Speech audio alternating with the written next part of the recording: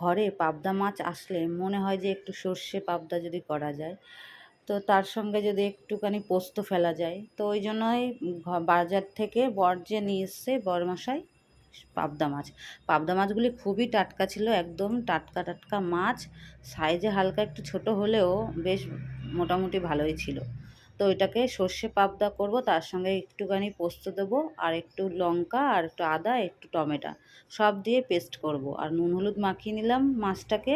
তারপরে এই যে বেগুন আর আলু কেটে নেব লম্বা লম্বা করে। আর এদিকে দেখো এগুলো বেটে নিয়েছি, পেস্ট করে নিয়েছি। আর এগুলো লম্বা লম্বা করে কেটে নিয়েছি। বেগুনটা আর আলুটা দেখো একদম লম্বা লম্বা, যেহেতু ছোট ছোট বেগুন, লম্বা বেগুন ছোট ছোট, ওই জন্য একটুখানি সরু সরু কেটে নিয়েছি। মাছের সাথে জাস্ট দেখতেও ভালো লাগবে আর খেতেও।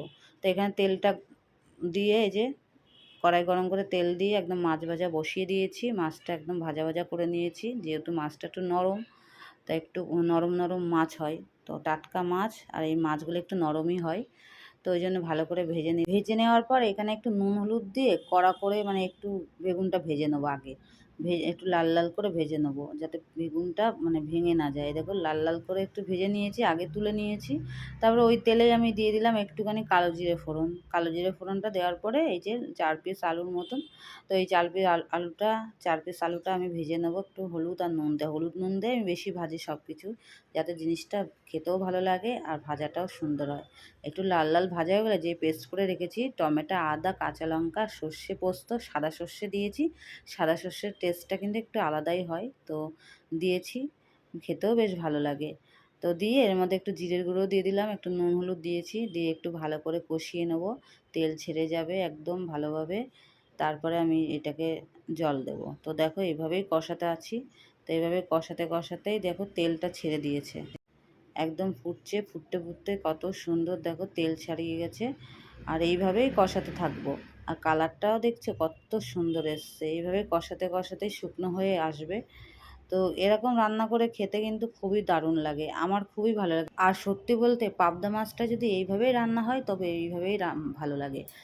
আর সর্ষে দিয়ে পোস্ত দিয়ে এইভাবেই কিন্তু ভালো লাগে। তো আরও অন্যরকম রেসিপি হয়, সেখানে যদি পোস্ত সর্ষে ব্যবহার করা হয় তো ভালো লাগে, কিন্তু আলু আর বেগুন ছাড়াও ভালো লাগে, শুধু সর্ষে পোস্ত দিয়েও ভালো লাগে। তো এইভাবেই কষালাম। তো কষিয়ে পুরো শুকিয়ে যখন গেল তখন আমি জলটা দিলাম, দিয়ে কাঁচা লঙ্কা দুটো দিয়ে দিলাম উপর থেকে। তো দিয়ে একটু ভালো করে ফুটিয়ে নেবো। যখন আলুটা সেদ্ধ হয়ে যাবে তারপরে আমি বেগুন আর মাছটা কিন্তু একসাথেই দিয়ে দেবো। দেখো দেখলাম আলুটা সিদ্ধ হয়ে গেলে, অনেকক্ষণ ধরে ফোটার পর আলুটা সেদ্ধ হলো। এবার বেগুনটা আগে দিয়ে দিলাম, একটু দিয়েই মাছটা সঙ্গে সঙ্গেই দিয়ে দেবো। তো মাছটা দিয়েই দেখো, মাছটা দিয়ে কিন্তু বেশি মানে বেশিক্ষণ ঝোলে ফোটাবো না, যেহেতু এইসব মাছ তো একটু নরম হয়, বেশি ঝোলে ফোটানো যাবে না। বেশি বেশি ঝোলে ফোটালেও না মাছ বেশি টেস্ট লাগে না।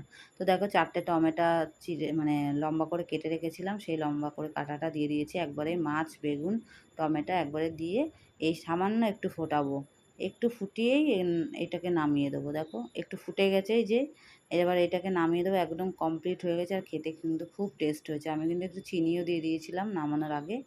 তো এই দেখো একটু চিনি দিয়ে দিয়েছি। তো নামানোর আগে চিনি দেওয়ার পরে এটাকে নামিয়ে নিয়েছি। আর কালারটা কিন্তু খুব সুন্দর হয়েছে।